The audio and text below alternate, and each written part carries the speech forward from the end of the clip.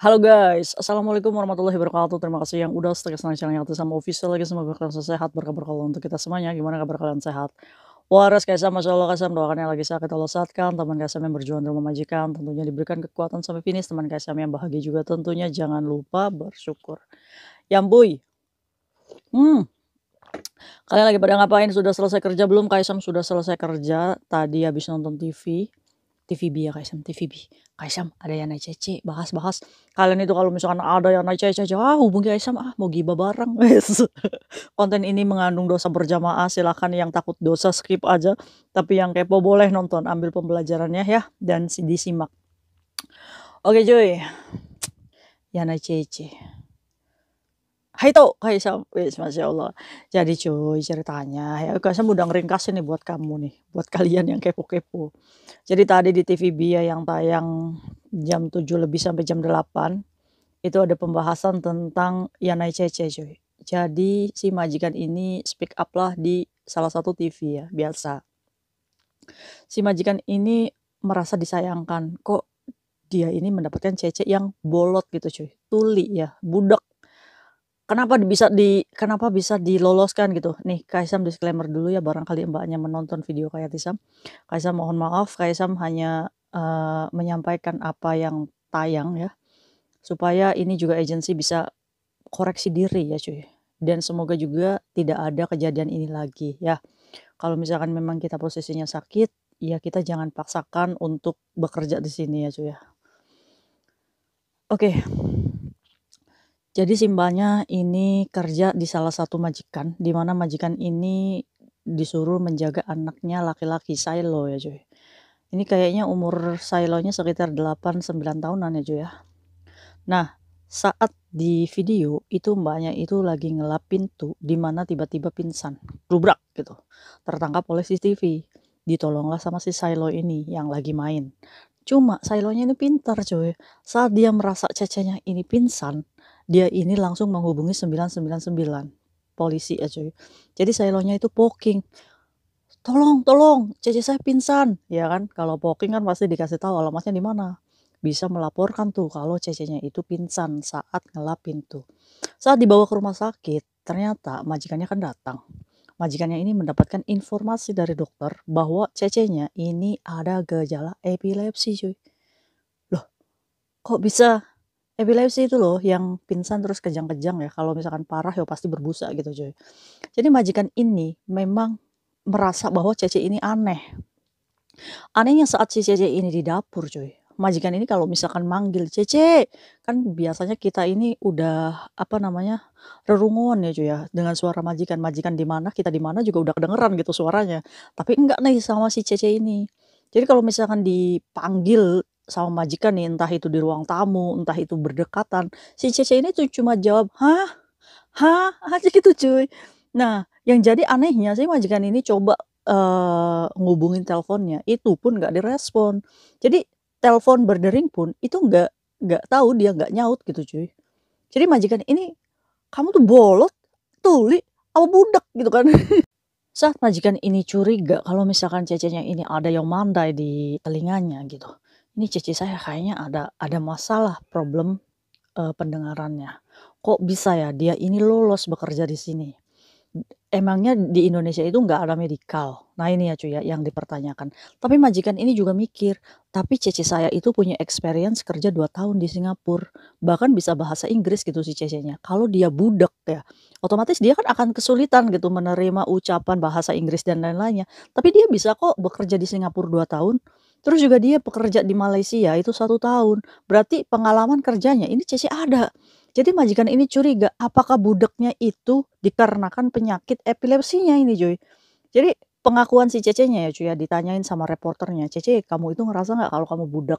"Iya," katanya, "soalnya dulu waktu kecil saya itu main sepeda. Saat main sepeda saya itu jatuh dan ngebentur ini telinga di salah satu benda keras ya cuy.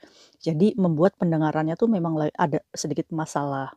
Cuma majikannya mencurigai bahwa budaknya dia itu sesampainya di Hong Kong gitu, saat dia apa, didiagnosis punya penyakit epilepsi nih cuy.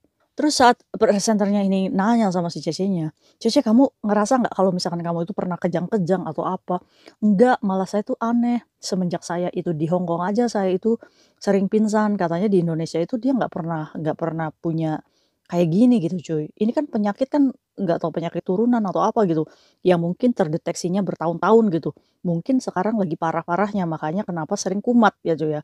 Atau mungkin kalau di Indonesia itu epilepsi itu udah kayak kerasukan gitu kan, kesurupan. Mungkin nggak sih Mbaknya kesurupan gitu, jadinya dikiranya kesurupan kalau misalkan di Indonesia mah ya, tahu-tahunya dunia medis itu namanya epilepsi. Aduh, jadi si majikan ini merasa kecewa, kenapa medikal di Indonesia itu nggak ini, apa namanya, nggak perfect gitu. Kenapa ini sama aja gitu, agensi itu menjual kepada majikan, ya kayak perdagangan orang gitu, yang penting laku aja.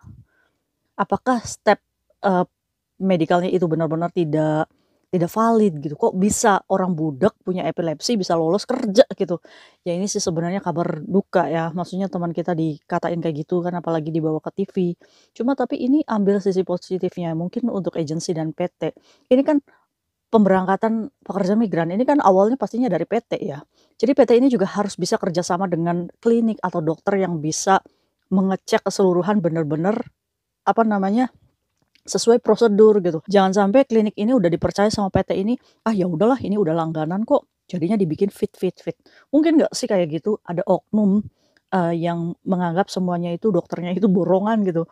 "Ya udahlah ini PT-nya udah langganan," gitu, lolos lolos. Ada nggak sih, masih ada nggak sih oknum kayak gitu? Ya maaf-maaf ya bukan mencurigai dan suudzon gitu.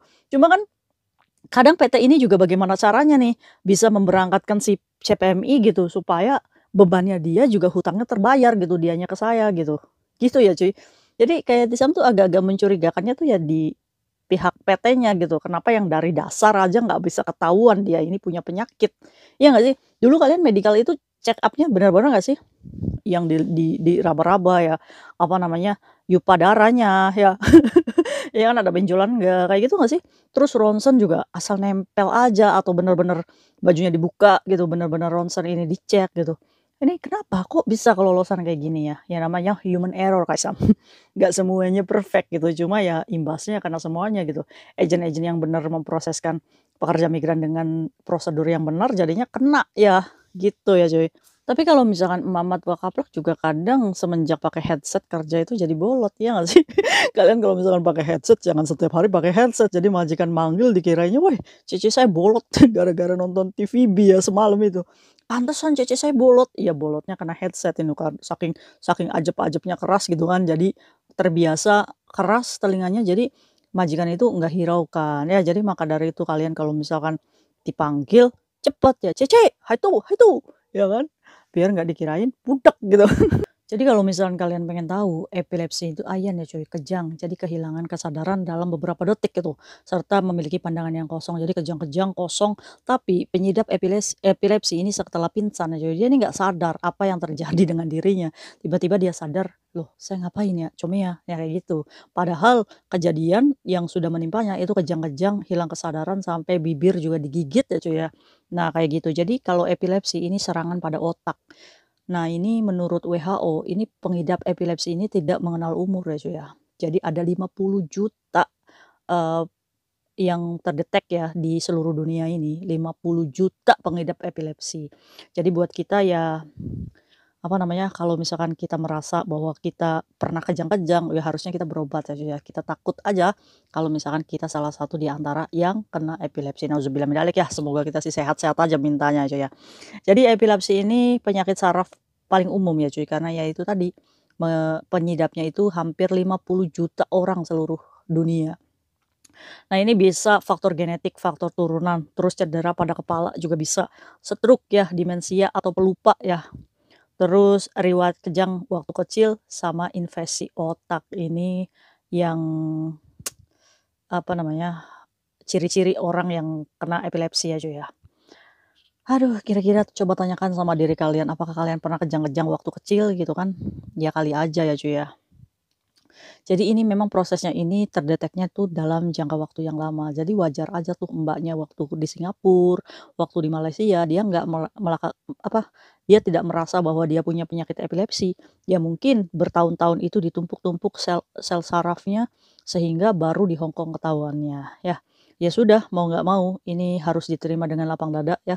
Kalau misalkan memang Mbaknya harus mengalami pengobatan, semoga penyembuhannya lebih cepat ya, Mbak, ya. Nggak usah ngedown, nggak usah patah semangat, jadikan pembelajaran untuk agensi-agensi juga di luar sana lebih memperhatikan, apa namanya, medikalnya. Karena kita ngejual cece ya, kita ngejual domestic helper itu bukan hanya perkara mendapatkan uang aja, tapi bagaimana cara kita menservis majikan dengan fasilitas yang kita punya. Jadi, menaikkan value domestic helper asal Indonesia, yaitu ya benar-benar kita menjual domestic helper dengan kualitas yang good quality. Kalau misalkan memang, apa namanya, kita pengen mendapatkan, standar gaji yang besar gitu ya, cuy ya, pengakuan dari majikan. Ya jadi mulai diperbaiki dari PT, agensi, dan kitanya sendiri ya, cuy, PMI sendirinya yang punya badan. Jadi kalau misalkan memang merasa kalian punya sakit atau apa, kalian harus jujur sama agensinya, dan agensi pun tidak boleh berbohong sama majikan, ya. Jadi dikiranya kita nggak tipu-tipu gitu, cuy. Oke, nah mungkin itu yang dibahas di TVB tadi. Semoga menginformasikan kekepoan kalian. Hati-hati dan jaga kesehatan ya, cuy ya. See you next video, bye-bye. Assalamualaikum warahmatullahi wabarakatuh. Ya ampun.